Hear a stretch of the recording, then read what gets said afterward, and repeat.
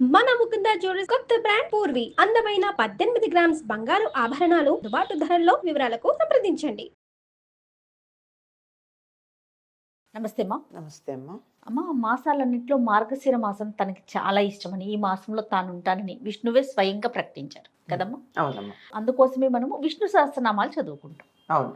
వీటిని చదువుకునేటప్పుడు, పారాయణ చేసేటప్పుడు ప్రత్యేకమైన నియమాలు ఏమన్నా పాటించాలి. ఎందుకంటే లలితకు సంబంధించి చాలా గ్రూపులు చూస్తూ ఉంటాం. ఇలాంటి పెద్దవారు ఎక్కడైనా తప్పులు చెప్తుంటే వాటిని కరెక్ట్ చేయడం ఇలాంటివి వింటూ ఉంటాం. అవునమ్మా. విష్ణు సహస్రనామాలను కూడా ఆ విధంగానే ముందుకు తీసుకెళ్లాలా, లేకపోతే ప్రత్యేకమైన ప్రదేశంలో కూర్చొని చదువుకోవాలా, వీటికంటూ సమయము అట్లా ఏదన్నా ఉంటుందమ్మా? ఏదైనానమ్మా, ఒక నవల చదువుకున్నట్టు, ఓ సినిమా చూసినట్టు, ఒక కథ చదివినట్టు అర్థం కోసం చదివితే పెద్ద సమస్య ఏం లేదు. ఎట్లయినా ఎప్పుడైనా కూర్చొని చేయొచ్చు. కానీ ఒక ఫలితాన్ని ఆశించి మనం చేసినప్పుడు మాత్రం నియమబద్ధంగా చేయాలి. ఏదైనా నాకు ఫలానా ఫలితం కావాలి అని గనక గట్టిగా అనుకున్నట్టయితే తప్పనిసరిగా నియమాలు పాటించాలి. ఎంత బాగా చెప్పారమ్మా. నియమాలు పాటించాలి. ఇలా ఇప్పుడు నాకేదో ప్రత్యేకంగా విష్ణు సహస్రనామానికి సంబంధించి మాత్రం చెప్తారమ్మా. ఎక్కువగా లలిత ఈ మధ్య అక్కడక్కడ చెప్తున్నారు, కానీ ఇంతకుముందు నేను ఎక్కడ వినలేదు. ఈ నామం చేయడం వల్ల ఈ ఫలితం ఉంటుంది, ఈ నామం చేయడం వల్ల మీకు లౌకికంగా ఈ ఫలితం కలుగుతుంది అని అనడం నేను ఇంతకుముందు వినలేదు. మరి ఇప్పుడు చెప్తున్నారు ఇది లలితకి సంబంధించి. కానీ విష్ణువుకి సంబంధించి మాత్రం చాలా కాలంగా వింటున్నాం. మీకు ఫలానా ఏదైనా లౌకికమైనటువంటి కోరికలు ఏమి కావాలన్నా తీరాలంటే విష్ణు సహస్రనామం పారాయణ చేయండి అని చెప్తున్నారు. ఓకే. విష్ణు సహస్రనామంలోనే చివర ఉత్తర పీఠిక అని చెప్తారు, దాన్ని ఫలశ్రుతి అని కూడా అంటాం. అందులో దీన్ని పఠించటం వల్ల శ్రద్ధాభక్తి సమన్విత, శ్రద్ధ ఉండాలి, భక్తి ఉండాలి, దానివల్ల ఫలితం ఉంటుందన్నారు. శ్రద్ధ లేదనుకో, చదువుతున్నావు, బుర్ర ఎక్కడో ఉంది, ఏం లాభం? ఉపయోగం లేదు. భక్తి అవుతుందా లేదా అని కాదు, అవుతుంది అని నమ్మకం ఉండాలి. అది ఉండి కనుక చదివినట్టయితే వేదాంతగో బ్రాహ్మణస్యాత్, బ్రాహ్మణుడు వేదాంతి అవుతాడు. అంటే వేదాలలో ఉన్నటువంటి విషయాలన్నీ బాగా తెలుస్తాయి. వేదాంతం అంటే ఇప్పుడు మనం అనుకునేటటువంటి మెట్ట వేదాంతం కాదు, ఉపనిషద్ జ్ఞానం అది కలిగిన వాడు అవుతాడు. క్షత్రియో విజయీ భవేత్, క్షత్రియుడి విజయాన్ని పొందుతాడు. వైశ్యో ధన సమృద్ధ స్యాత్, వైశ్యుడు ధన సమృద్ధిని పొందుతాడు. శూద్రో సుఖం అవాప్నుయాత్, శూద్రుడు సుఖాన్ని పొందుతాడు. అంటే ఈ 4 ఫలితాలు ఆశించేవాళ్ళు, ఆయా వర్ణాల వాళ్ళు ఇవే కోరుకుంటారు. కులాలు కావు, గుర్తుపెట్టుకోండి. ఇక్కడ ఉన్న పదాలు ఏవి కులానికి సంబంధించిన 4 ఉన్నాయి. కులాలు ఎప్పుడో 1970లో మండల్ కమిషన్ లెక్క ప్రకారం 3000 పైన ఉన్నాయి కులాలు కదా, ఉపకులాలు కాకుండా. అందువల్ల కులాలకి వర్ణానికి ఎక్కడా సంబంధం లేదు. అందుకని ఈ గ్రంథాలు చదివేటప్పుడు ఇక్కడ ఉన్న బ్రాహ్మణ శబ్దం వర్ణానికి సంబంధించింది కానీ కులానికి సంబంధించింది కాదు. అప్పుడు మాత్రమే మీరు అర్థం చేసుకుంటారు అది అర్థం. కనుక వేదాంతి అవుతాడు. అంటే వేదం యొక్క అర్థాన్ని బాగా తెలుసుకుని అందులో ఉన్న పరమార్థం కోసం ప్రయత్నం చేసేవాడు అవుతాడు. క్షత్రియుడికి ఎప్పుడు విజయం కావాలి, విజయం వస్తుంది. వ్యాపారికి ధనం కావాలి, ధన సమృద్ధ, సమృద్ధిగా ధనం ఉంటుంది. సుఖంగా ఉంటాడు శూద్రుడు, ఏమి పట్టించుకోడు, చెప్పిన పని చేస్తాడు, సుఖంగా ఉంటాడు. ఎంత ఆనందమయ జీవితం అమ్మాది. అదే కావాల్సింది అసలు నిజానికి. ధనార్థి ధనమవాప్నుయాత్, సుఖార్థి సుఖమ అంటే ధనం కావాల్సిన వాడు ధనం, సుఖం కావాల్సిన సుఖం, ప్రజార్థి సంతానం కావాల్సిన వాడికి సంతానం, ఇలా ఏది కోరుకుంటే అది, కీర్తి, ఇలాంటివన్నీ లభ్యమవుతాయని ఉంది. కనుక విష్ణు సహస్రనామ పారాయణ వల్ల ఇన్ని రకాల ప్రయోజనాలు ఉన్నాయి. అందుకని ఎక్కువ మంది విష్ణు సహస్రనామ పారాయణ చేయడానికి ఇష్టపడతారు. పైగా విష్ణు సహస్రనామం చదవడంలో పెద్ద ఇబ్బంది ఉండదు. ఎక్కువగా దోషాలు పోయే అవకాశం కూడా తక్కువ. అంటే మనకు ఉచ్చారణ చేత కాకపోతే తప్ప ప్రత్యేకంగా ఈ రోజుల్లో శ్రీ అంటున్నారు. శ్రీ ఎక్కడి నుంచి వచ్చిందో నాకు ఎప్పటికీ తెలియదమ్మా. చాలామంది కోపం వస్తుంది, కానీ మళ్ళీ చెప్తున్నాను నేను. శ, ష, స అని 3 ఉన్నాయి తెలుగులో, సంస్కృతంలో కూడా ఉన్నాయి. శా లేదు కొన్ని ప్రాంతాలకి, కొన్ని భాషల్లో. అట్లాంటి వాళ్ళు అయితే శ్రీ అంటూ ఉంటారు. వాళ్ళల్లాగా ఉన్న మనకెందుకమ్మా, శివ అని చక్కగా మెలికశాతో చెప్పగలిగిన మనం శివ అని ఎందుకనాలి? అవును, ఇంగ్లీష్లో కుదించుకుంటారు ఏమో అనిపిస్తుందమ్మా. ఇంగ్లీష్లో కూడా ఫొనెటిక్ లాంగ్వేజ్లో చక్కగా ఉంటుందమ్మా. మామూలు ఎస్ రాస్తే స, ఎస్ పైన అపాస్ట్రఫీ పెడితే ష, ఆ, ఎస్ కింద చుక్క పెడితే ష. ఆ, అంత క్లియర్గా ఫొనెటిక్ లాంగ్వేజ్లో ఉంది. ఇంగ్లీష్ వాళ్ళు కూడా ఒప్పుకున్నారు. వాళ్ళ భాషల్లో, భారతదేశంలో ఉన్న కొన్ని భాషల్లో స లేదు గనక వాళ్ళని చూసి అనుకరించవలసిన దరిద్రం మనకేమిటి? అవునమ్మా. మనది సంపన్నమైనటువంటి భాష. ఇంత సంపన్నమైన భాష కలిగిన మనం లేని వాళ్ళలాగా పేదరికంతో మాట్లాడొద్దు. మాట్లాడకూడదమ్మా. అమ్మా. అందుకని శ్రీ అనండి, శ్రీ ఎందుకు? అవును, అవును. అలాంటివి ఎక్కడో ఒకటి రెండు తేడా ఉంటాయి తప్ప అది తెచ్చిపెట్టుకున్న వ్యవహారాలు మిగిలినవన్నీ చక్కగా అందరూ ఉచ్చరించదగినవి. చిన్న చిన్న నామాలు తేలిగ్గా ఉంటాయి, చాలా హాయిగా ఉచ్చరించవచ్చు. అవును, అవును, పైగా ఇందులో 108 శ్లోకాలు ఉన్నాయి. అవును. ఉమ్, ఈ 108 సంఖ్యకు ఓ ప్రాధాన్యం ఉంది.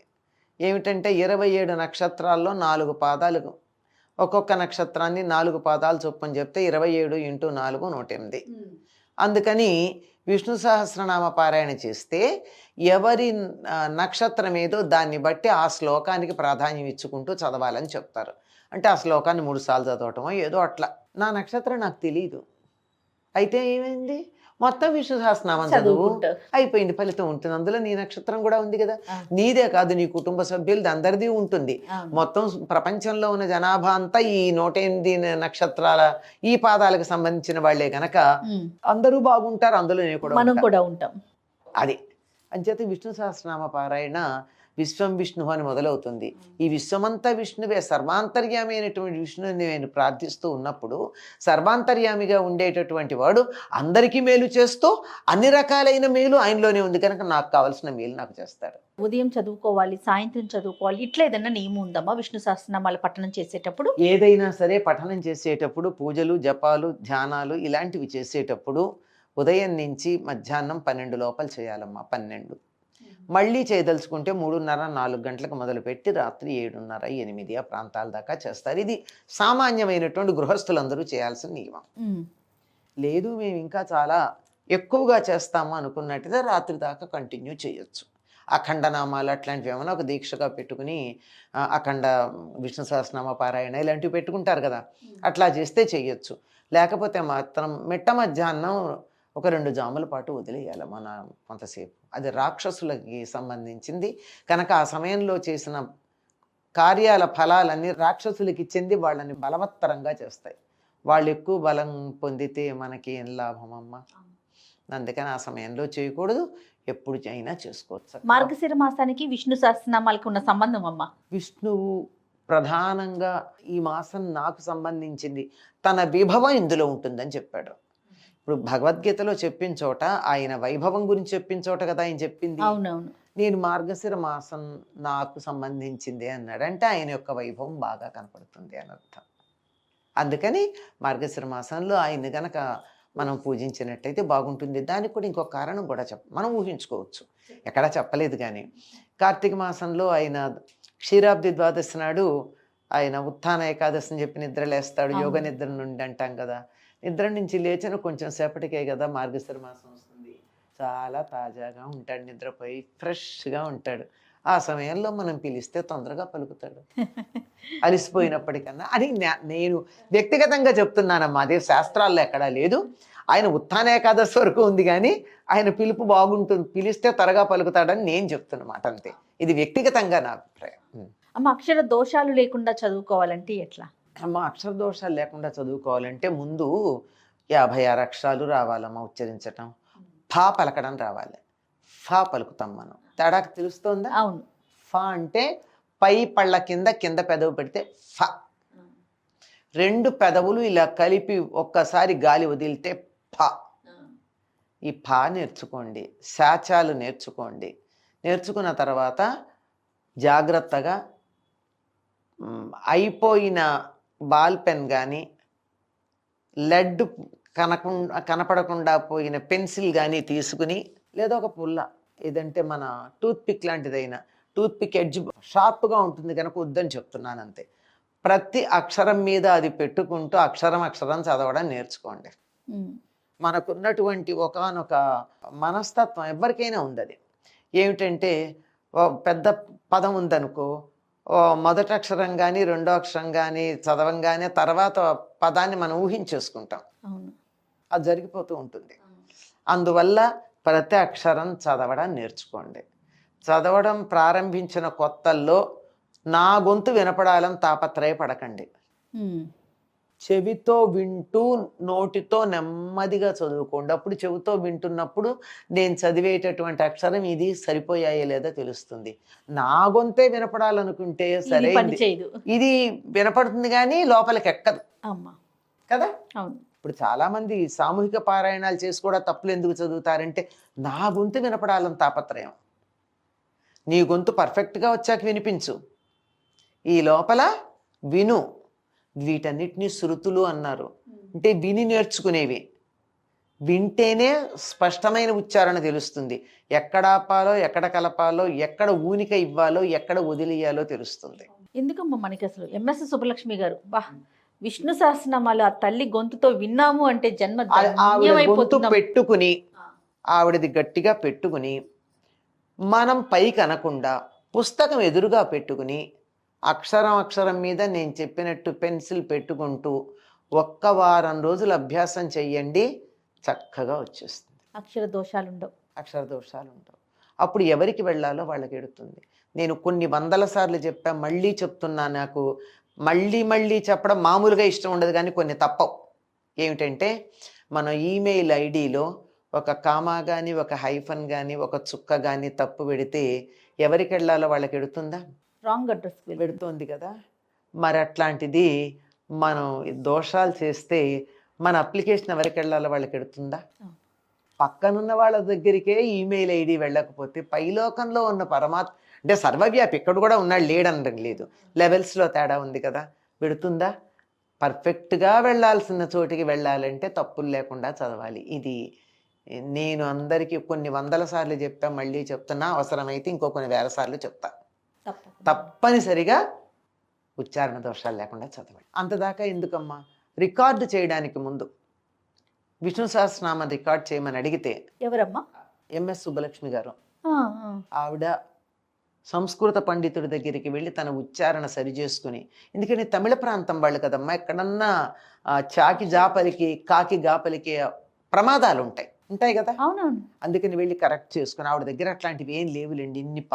ఇన్ని త్యాగరాయ కీర్తనలు, ఇన్ని అన్నమాచార్య కీర్తనలు పాడారు, ఎక్కడ లేదు.